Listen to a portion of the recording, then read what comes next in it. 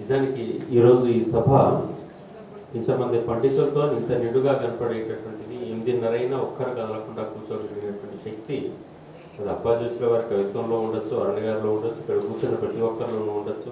వచ్చినటువంటి పండితులందరూ కూడా ఆనందమయంగానే ఉన్నారు ఇక్కడ. కాబట్టి సమయం అయిపోయిందని వాళ్ళకేం బాధ లేదు, మీకేం ఇబ్బంది పడాల్సిన అవసరం లేదు. అయినా ఒకటి, సంప్రదాయం అంటే ప్రేమ కలిగిన వారు, సంప్రదాయ కుటుంబంలో పుట్టినటువంటి వారు, సంప్రదాయాన్ని అధ్యయనం చేసిన వారు, తమ పిల్లలకు సంప్రదాయం బోధించి ఆ మార్గంలో నడిపిస్తున్నటువంటి వారు అరుణ గారు. ఆ అరుణ గారి వాక్యాలు ఏవి మనం స్పృశించినప్పటికీ సాధారణ వాక్యాలతో పాటు తప్పనిసరిగా సంప్రదాయబద్ధమైనటువంటి అసాధారణ వాక్యాలు ఖచ్చితంగా ఉంటాయి. తేలికతో కూడుకున్నటువంటి పద్యాలు, తేలికైనటువంటి వాక్యాలు రాస్తారు. అటువంటిదే ఇంత బరువైనటువంటి దాన్ని కూడా మూలాలకు వెళ్ళి అన్వేషించగలిగిన శక్తి ఉన్నటువంటి వారు అరుణ గారు. అంతటి అరుణ గారు తన అరుణిమ అనేటటువంటిది ఒకటి వెలుగైతే లోపలికి చేరినటువంటి రుణాన్ని వదిలించుకునేటటువంటి ప్రయత్నం చేసినటువంటి వారు.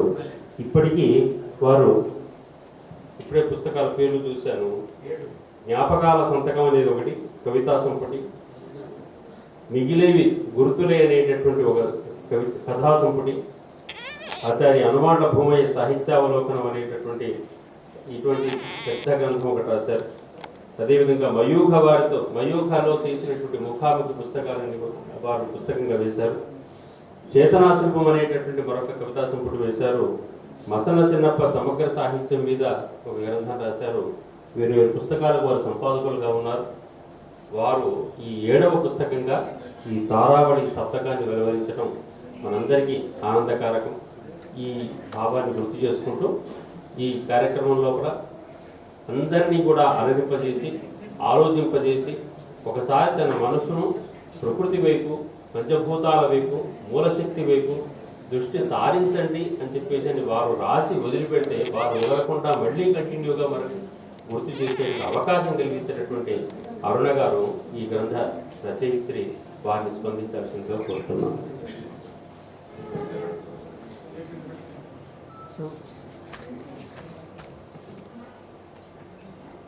సభా సరస్వతికి నమస్కారం. ఇక్కడ ఉన్నటువంటి విద్వాన్మూర్తులను కూడా శిరస్సు వంచి నమస్కరిస్తున్నాను. వీళ్ళందరితో ఒక్కొక్కరితో నాకు ఉన్నటువంటి అనుబంధాన్ని చెప్తే ఇంకా చాలా సమయం అయిపోతుంది. ఇప్పటికే సమయాన్ని సూచిస్తున్నారు ఇంత అయిందని. ప్రతి ఒక్కరికి పేరు పేరున శిరస్సు వంచి నమస్కరిస్తూ, సరిగ్గా సంవత్సరంన్నర క్రితం ఫిబ్రవరి పోయిన సంవత్సరం 2025 అప్పాజీసుల వారి నుండి నాకు ఫోన్ కాల్ వచ్చింది. కొత్త నెంబర్ నాకు తెలియదు, అప్పటికి ఆయన నంబర్ తీసుకోలేదు. కానీ అప్పటికే ఆయన గురించి విని, అది కూడా ముఖ్యంగా భూమయ్య గారి ద్వారా విని, ఆయనను ఒక 2 సార్లు సభలో చూసి ఆ ఏర్పరచుకున్నటువంటి ఆ భావనతో ఉన్నటువంటి దాన్ని, ఆ భాష, ఆ రూపము, ఆయన వ్యక్తిత్వం ఇవన్నీ కూడా వింటూ ఉండి ఒకసారి అకస్మాత్తుగా ఆయన ఫోన్ చేసి, అమ్మ నేను అప్పాజీసుల వారిని మాట్లాడుతున్నాను అంటే అది ఎటువంటి మానసిక స్థితి ఉంటుందో మీరు ఒకసారి ఊహించండి. అటువంటి ఆ భావనతోటి నేను మైమర్చిపోయాను. సాహిత్యావలోకనం, భూమయ్య గారి సాహిత్యావలోకనం నేను రాసింది చదివి, బాగా రాసావమ్మా, అది చదివి నీకు ఫోన్ చేయాలనిపించి చేశాను అన్నారు. అది పెద్ద అవార్డు నాకు, ఇంకా నాకు ఏమీ అవసరం లేదు. ఇంకా ఆయన నుండి అటువంటి ప్రశంస పొందడం అదే పెద్ద అవార్డు. ఆ తర్వాత 2-3 రోజులకే ప్రత్యక్షంగా ఆయనను కలుసుకోవడం జరిగింది. ఆ కలుసుకున్నప్పుడు ఆయన కొన్ని పుస్తకాలు ఇచ్చారు, అందులో తారావళులు కూడా ఇచ్చారు. ఆ తారావళులలో ఒక సూచన ఆయన చేశారు, లేకపోతే నేను ఏదో పుస్తకం తీసి చదివేదాన్నేమో బహుశా. మహాదేవి మత్తేమ తారావళి చదవమ్మ ముందు అన్నారు. అది తీసుకున్నాను. నిజంగా ఇది నా అనుభవైక వేద్యం. ఆ పుస్తకం తీసుకున్నాను, ఇట్లా పెట్టుకున్నాను. అసలు పుస్తకం పైన ఉన్నటువంటి ముఖ చిత్రం మధుర మీనాక్షి అమ్మవారు. ఎక్కడైనా మనం క్షేత్రాలకు, తీర్థక్షేత్రాలకు కానీ, దేవాలయాలకు కానీ, లేకపోతే ఏదైనా దేవతామూర్తుల చిత్రపటాలు చూసినప్పుడు మనలో ఒక రకమైనటువంటి కదలిక ఏర్పడుతుంది. అలాగే చాలా కాలం తర్వాత దర్శించుకోవాలనుకున్నటువంటి ఒక దేవాలయానికి వెళ్ళినప్పుడు, ఒక పుణ్యక్షేత్రానికి వెళ్ళినప్పుడు క్యూలో చాలాసేపు గంటలు గంటలు నిలబడి, అక్కడ ఎక్కువసేపు నిలబడి ఎవరు ఒక్క నిమిషం సేపు 2 నిమిషాలు అక్కడ నిలబడి ఆ దివ్యమంగళ విగ్రహాన్ని చూసినప్పుడు మన మనస్సు అంతా ఒక రకమైనటువంటి పులకరింతకు లోనవుతుంది. అది నేను ఆ ముఖ చిత్రం చూసి పొందాను. ఆ తర్వాత తీసి ఒక్కొక్క పద్యం ఇట్లా చదువుతుంటే, ఒక పద్యం చదవడము, ఆ ముఖ చిత్రం చూడడం, పద్యం చదవడము, ముఖ చిత్రం చూడడం. నిజంగా పద్యం చదివితే మొత్తం నాకు అర్థమయ్యేంత పండితురాలన్నా నేను కాదు, కానీ అందులో కొంత భావం అర్థమవుతుంది. ఆ అర్థమైన దాన్ని నేను తట్టుకోలేకపోతున్నాను అనమాట. మొట్టమొదటి పద్యం, తలపని జీవన వాయిని తడిసి ముద్దవుచును మదయాత్మలోపల నీ దివ్య గృహంబు కంటే అని. చాలా ఆత్మసాక్షాత్కారం అక్కడే కదా జరిగిపోయింది. మనిషికి కావాల్సింది అదే. ఎంత చేసినా, ఏం చేసినా, ఎన్ని సాధించినా కూడా చివరికి మనిషి వెళ్ళాల్సింది అక్కడికి. సుధా సింధోర్ మధ్య సురపి వాటి పరివృతే అని శివపర్యంక స్థితి అయినటువంటి ఆ అమ్మవారిని కళ్ళారా దర్శించినటువంటి శంకరాచార్యుల వారు, అలాగే అప్పజోసుల వారు కూడా తన మది లోపల ఆ నీ దివ్య గృహంపు కంటే అంట, ఆమె గృహాన్ని తనలోనే కన్నారు. అటువంటి ఆ చేతనత్వము, ఆ ఆనందం, పారవశ్యం లేదు. మనము చదువుతుంటాం, ఎంతో పారవశ్యాన్ని పొందారు, తన్మయత్వం, పారవశ్యం, తాదాత్మ్యత, ఇలాంటి పదాల భావాన్ని నేను ప్రత్యక్షంగా అనుభవించాను. ఒక రోజు మొత్తం నేను మనిషిని కాలేదు. ఊరుకురికి ఆ పుస్తకం చూడడము, దాంట్లో ఉన్న పద్యం చదవడము, ఆ అమ్మవారి ముఖం చూస్తూ ఆ ముఖ చిత్రాన్ని చూడటం, కళ్ళల్లోంచి నీళ్లు కారడం, అది అవ్యక్తానందం, అలౌకిక ఆనందం. దానికి అసలు వర్ణించడానికి ఏమీ లేదు. కాబట్టి అటువంటి స్థితిలో ఆ పుస్తకాన్ని ఇంకా రాయాలని, అది కేవలం చదవడమే కాదు, మా పిల్లలకు పద్యం చదివి వినిపించిన, వాళ్ళకి అర్థమైనా కాకపోయినా వాళ్ళకి చదివి వినిపించిన, ఎక్కడో ఉన్న మా అన్నయ్యకి ఫోన్ చేసి చెప్పిన, నిహారణకు చెప్పిన, ఇట్లా ఒక్కొక్కళ్ళకి ఇట్లా చెప్తూ పోతున్నాను. అంటే నేను ఆనందాన్ని తట్టుకోలేక ఇది 10 మందికి పంచాలి. ఈ నాలో ఉన్నటువంటి భావాన్ని నాకు దాచుకునేంత శక్తి లేదు. ఎవరికైనా చెప్పాలి చెప్పాలి చెప్పాలి అనేటటువంటి తపనతోటి వాళ్ళకు వీళ్ళకు అట్లా చెప్పాను. చెప్పిన తర్వాత అది రాయాలనిపించింది. అంతటితో ఆగనివ్వలేదనమాట, నన్ను రాయకుండా ఉండనివ్వాలి. కాబట్టి అది రాసిన తర్వాత అదొక్కటి రాయడంతో సరిపోలేదు. అంటే ఒక పుస్తకం చూసినాక ఇంత తన్మయత్వం, అంటే రాసినటువంటి తారావళులన్నింటిలో కూడా ఏ విధమైనటువంటి భావం ఉందో, ఇంకా ఏముందో తెలుసుకోవాలనే జిజ్ఞాస, తపన, తాపత్రయం, అవన్నీ కూడా నా మనసును ఉక్కిరి పిక్కిరి చేసి రాయడానికి ప్రేరేపించాయి. ఆ తర్వాత దివాకర వృత్త తారావళి రాసినంత వరకు బాగానే రాసినట్టు అనిపించింది. అంటే కొంచెం బాగా కష్టపడాల్సినంత అవసరం లేనట్టుగా బాగానే సమాచారం అంతా కూడా లభ్యమైనట్టు అనిపించింది. కానీ పంచభూతాల్లోకి వెళ్ళిన తర్వాత నాకు ఇంకా అందులోంచి బయటకు రాలేనటువంటి పరిస్థితి ఏర్పడింది. ఎందుకంటే ఆ లోతైనటువంటి ఒక మహాసముద్రం, అది మనకి ఏమాత్రం అర్థం కానటువంటి విషయం. ఒక శాస్త్రవేత్త కాబట్టి అంత అలా ఓగగా ఇట్లా చెప్పగలిగారేమో, కానీ అది అందుకోవడం, ఆ భావాన్ని మనం అందుకోవడము, ఆ ఒక ఆధ్యాత్మికమైనటువంటి భావనతో కానీ, ఒక సైంటిఫికల్గా కానీ వాటిని ఆయన చూపించినటువంటి విధానము, అందులో కవితాత్మకత, ప్రౌఢగాంభీర్యమైనటువంటి పదజాలము, సమాస బంధురము, అసలు ఆహా అద్భుతం అన్నమాట. ఆ భాషా సౌందర్యానికి శిరస్సు నమస్కరిస్తున్నాను. ఆ భాషా సౌందర్యం రూపం ఎట్లా ఉంటుందంటే నిలువెత్తు రూపం ఇలా ఉంటుంది అనిపించేలాంటి పద్యాలు. కాబట్టి అవన్నీ కూడా రాయగలిగానంటే అది నా చేతుల్లో లేదు. ఆ అమ్మవారి ముందు చదవడం వల్ల ఆమె అనుగ్రహించిందో ఏమో, అలా ఆమె కంటి కొనచూపు ఇలా ప్రసరించిందేమో, అందుకోసమని ఈ మాత్రం రాయగలిగాను.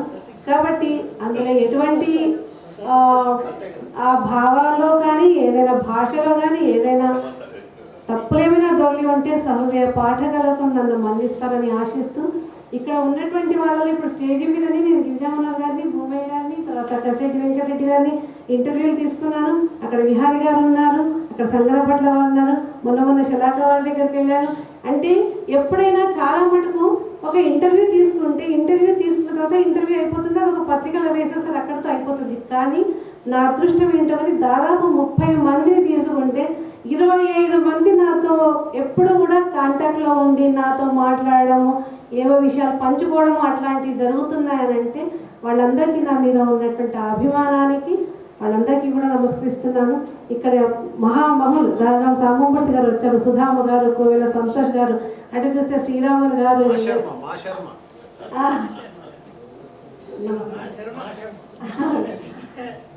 తర్వాత అటు మా కవివరం గ్రూప్ వాళ్ళు యాదయ్య గారు, గుండెలు ఇస్తారి గారు, పద్మశ్రీ గారు, రాధికాశ్రీ గారు, అటు గడ్డం సులోచన గారు, అటైతే మా అన్నయ్య నాకు ఏదైనా అవకాశం అంటే ఒక ఇబ్బంది ఉంది, అది అందుకోలేకపోతున్నాను అన్నయ్య ఇది చెప్పండి అని అంటే మా అన్న గౌరీపట్ల సుబ్రహ్మణ్యమూర్తి వాళ్ళ కుటుంబం కూడా వచ్చారు.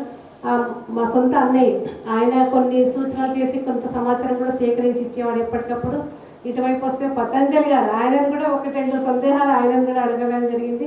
ఇటు వీళ్ళందరూ కూడా మనోహరి గారు, అనురాధ గారు, బిన్నూరి గారి కోడలు, బిఎన్ శాస్త్రి గారి కోడలు, అటు వస్తే ఇంకా కొంతమంది పరిచయం లేని వాళ్ళు ఉన్నారు. ఇంకా అక్కడ బిఎన్ శాస్త్రి గారి కుమారుడు గోపాలకృష్ణ అనే ఉన్నారు, నాగేశ్వర శంకరం గారు ఉన్నారు.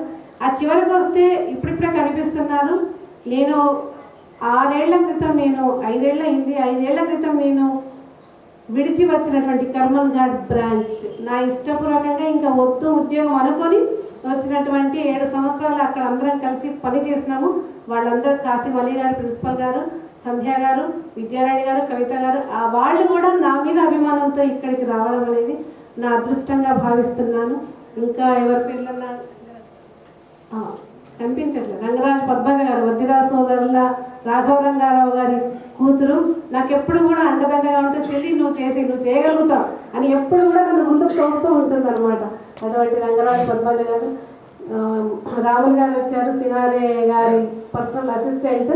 తర్వాత ఆయనతోటి 30 ఏళ్ళు సహవాసం చేసి సినారే గారిని పూర్తిగా తనలోకి ఆవాహన చేసుకున్నటువంటి వ్యక్తి. మొన్ననే వాళ్ళ సంస్థ నుండి నాకు సినారే పురస్కారం వచ్చింది. మొన్న చెప్పిన వెంటనే ఇవాళ నా మీద అభిమానంతో ఆయన రావడం అనేది చాలా అదృష్టంగా భావిస్తున్నాను.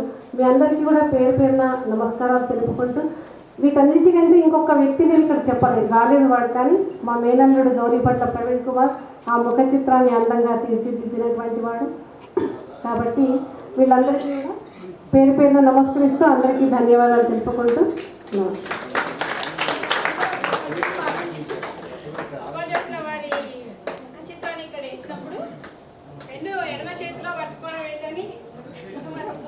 ప్రశ్నిస్తే వారు ఆలోచిస్తున్నారు.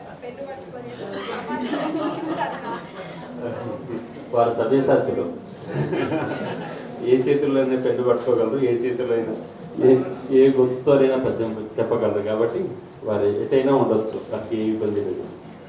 నిజమమ్మా మీరు చెప్పినటువంటి సత్యం. మీ మీద ప్రేమ, అప్పాజీల వారి మీద గౌరవంతో ఇక్కడికి అందరూ ఇచ్చేశారు.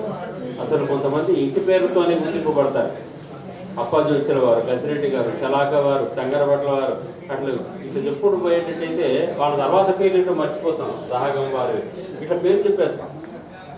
ఈ పేర్లు ఏంటో మర్చిపోయారు, తర్వాతే మనం గుర్తు చేసుకోవాలి అక్కడ ఉన్నటువంటి వాళ్ళని చెప్పేసి. వారి చేత వారి కుటుంబాలు పునీతమయ్యాయి. అప్పాజీల వారి పేరు రాగానే వారి కుటుంబాలు ఎంతమంది ఉన్నారో కానీ వీరు ఒక్కరికి గుర్తుంటారు మనకు.